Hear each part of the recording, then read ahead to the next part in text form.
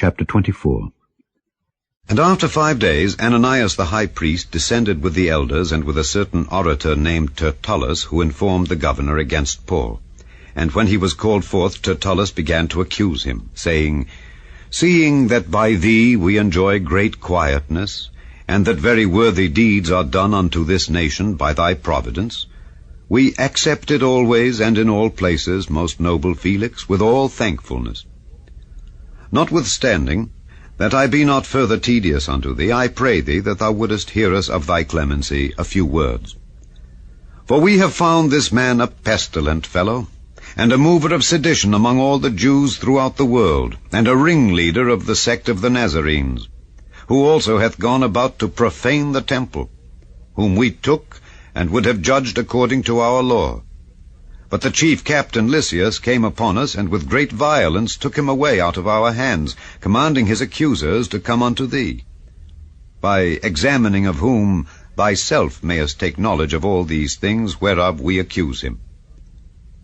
And the Jews also assented, saying that these things were so. Then Paul, after that the governor had beckoned unto him to speak, answered, "Forasmuch as I know that thou hast been of many years a judge unto this nation, I do the more cheerfully answer for myself, because that thou mayest understand that there are yet but 12 days since I went up to Jerusalem for to worship.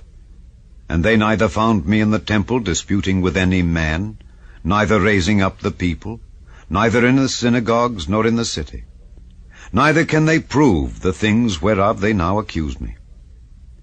But this I confess unto thee, that after the way which they call heresy, so worship I the God of my fathers, believing all things which are written in the law and in the prophets, and have hope toward God, which they themselves also allow, that there shall be a resurrection of the dead, both of the just and unjust. And herein do I exercise myself, to have always a conscience void of offense toward God and toward men. Now after many years I came to bring alms to my nation, and offerings.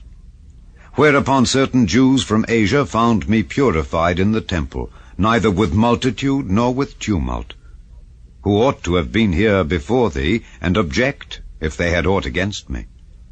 Or else let these same here say, if they have found any evil doing in me while I stood before the council, except it be for this one voice, that I cried, standing among them, touching the resurrection of the dead, I am called in question by you this day." And when Felix heard these things, having more perfect knowledge of that way, he deferred them, and said, "When Lysias the chief captain shall come down, I will know the uttermost of your matter." And he commanded a centurion to keep Paul, and to let him have liberty, and that he should forbid none of his acquaintance to minister or come unto him. And after certain days, when Felix came with his wife Drusilla, which was a Jewess, he sent for Paul, and heard him concerning the faith in Christ. And as he reasoned of righteousness, temperance, and judgment to come, Felix trembled, and answered, "Go thy way for this time. When I have a convenient season, I will call for thee." He hoped also that money should have been given him of Paul, that he might loose him. Wherefore he sent for him the oftener, and communed with him.